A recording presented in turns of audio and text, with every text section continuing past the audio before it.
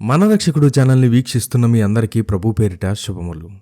మనం నర్సు అనే పదాన్ని వినగానే మన కళ్ళ ముందు ఏం మెదులుతుంది?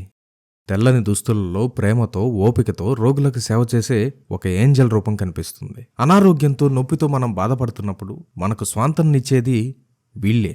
కానీ ఈరోజు మనం చూస్తున్న ఈ గౌరవప్రదమైన నర్సింగ్ వృత్తి ఒకప్పుడు చాలా హీనంగా చూడబడేదని మీకు తెలుసా? హాస్పిటల్స్ మురికిగా అశుభ్రంగా ఉండేవని, అక్కడ సేవ చేయటానికి ఎవరూ ముందుకు వచ్చేవారు కాదని మీకు తెలుసా? ఆ పరిస్థితులను సమూలంగా మార్చి నర్సింగ్కు ఒక కొత్త గౌరవాన్ని, ఒక దైవిక పిలుపును అందించిన ఒక గొప్ప విశ్వాసపు యోధురాలి కథ ఈరోజు మనం చూద్దాం. ఆమె ఒక సంపన్న కుటుంబంలో పుట్టింది. సుఖవంతమైన జీవితాన్ని కాదనుకుని దేవుని పిలుపు మేరకు యుద్ధభూమిలోని చీకటిలో గాయపడిన సైనికులకు దీపం పట్టుకుని ఆశను పంచింది. ఆమె the lady with the lamp అని ప్రేమగా పిలువబడే ఫ్లోరెన్స్ నైటింగేల్. ఫ్లోరెన్స్ నైటింగేల్ 1820 మే 12వ తేదీన ఇటలీలోని ఫ్లోరెన్స్ నగరంలో ఒక అత్యంత సంపన్నమైన బ్రిటిష్ కుటుంబంలో జన్మించింది. ఆమె తండ్రి విలియం నైటింగేల్ భూస్వామి. ఫ్లోరెన్స్కు ఆమె సోదరికి చిన్నప్పటి నుండే ఉన్నతమైన విద్యను అందించారు. ఆమె Greek, Latin, French, German, Italian భాషల్లో ప్రావీణ్యం సంపాదించింది. చరిత్ర, గణితం, తత్వశాస్త్రం ఇలాంటి ఎన్నో విషయాలను నేర్చుకుంది. ఆమె కుటుంబం, ఆనాటి సమాజం ఆమె నుండి ఏం ఆశించుంటుంది?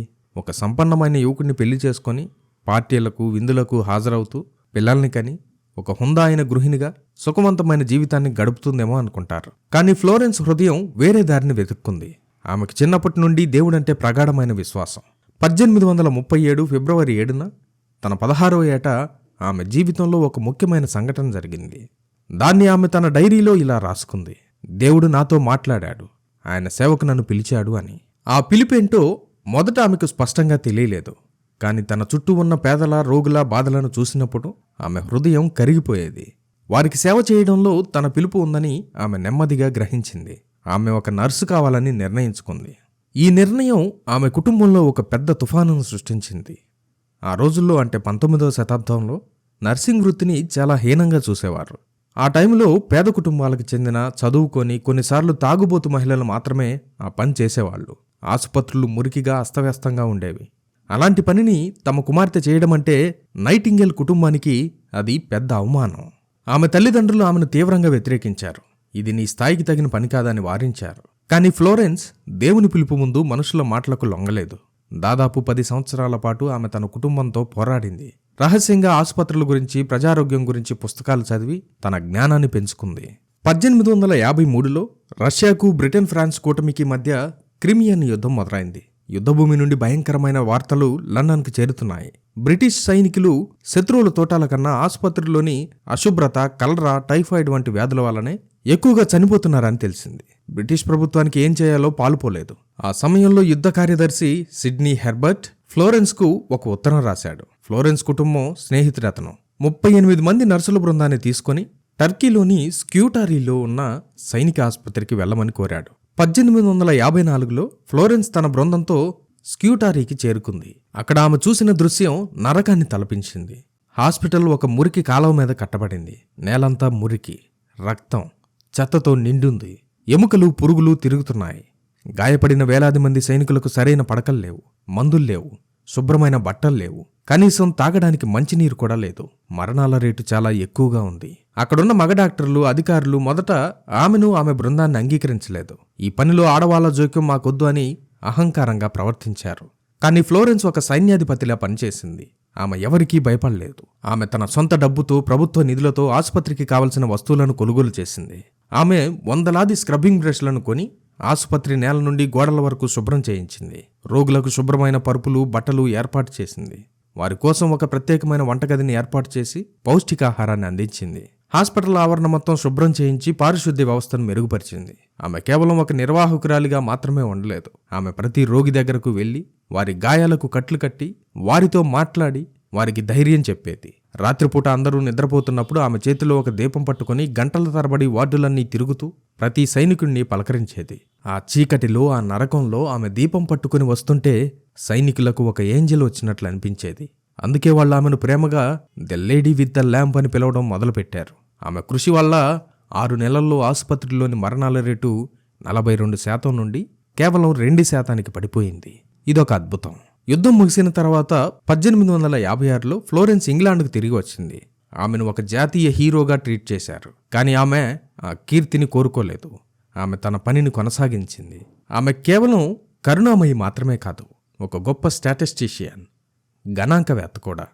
ఆసుపత్రుల్లోని అశుభ్రత వల్లే మరణాలు ఎక్కువగా సంభవిస్తున్నాయని నిరూపించడానికి ఆమె డేటాను ఉపయోగించింది. ఆమె పోలార్ ఏరియా డయాగ్రామ్ అనే ఒక కొత్త రకం గ్రాఫ్ను కనిపెట్టి తన వాదనను చాలా స్పష్టంగా, శక్తివంతంగా ప్రభుత్వానికి సమర్పించింది. ఆమె నివేదిక బ్రిటిష్ ప్రభుత్వంలో, సైన్యంలో, ఆరోగ్య వ్యవస్థలో ఒక పెద్ద విప్లవాన్ని తీసుకొచ్చింది. ఆమె కృషి ఫలితంగా హాస్పిటల్స్లో పరిశుభ్రతకు, పారిశుద్ధ్యానికి ప్రాధాన్యత పెరిగింది. ఆధునిక నర్సింగ్ వ్యవస్థకు పునాదులు పడ్డాయి.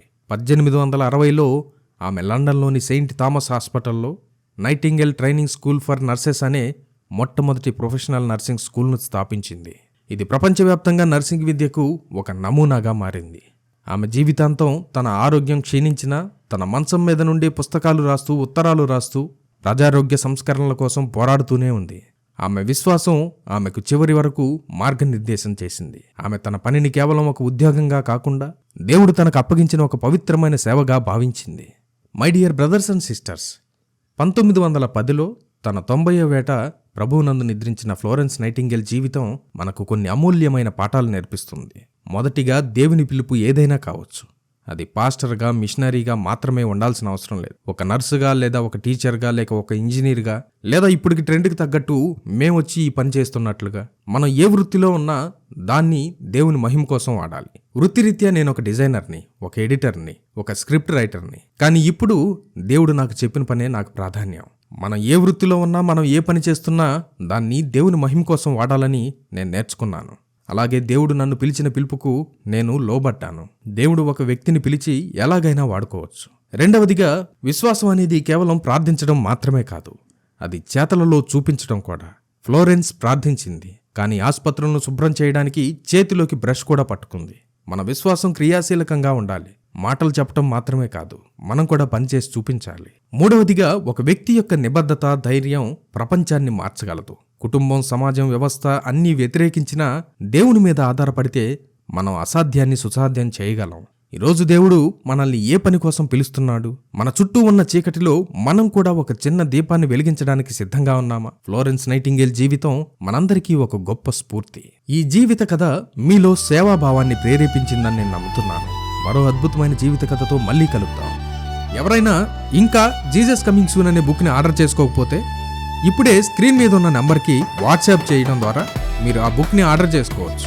దేవుని రాకడకు సంబంధించిన అనేక విషయాలను, సూచనలను ఈ బుక్లో మేము రాశాం. ఇంకా వివరంగా చెప్పాలంటే వాటిలో ఉన్న విషయాలను నేను ఇంతవరకు వీడియోలు కూడా చాలా వరకు చేయలేదు. సో ఈ బుక్ను అసలు మిస్ అవ్వకండి.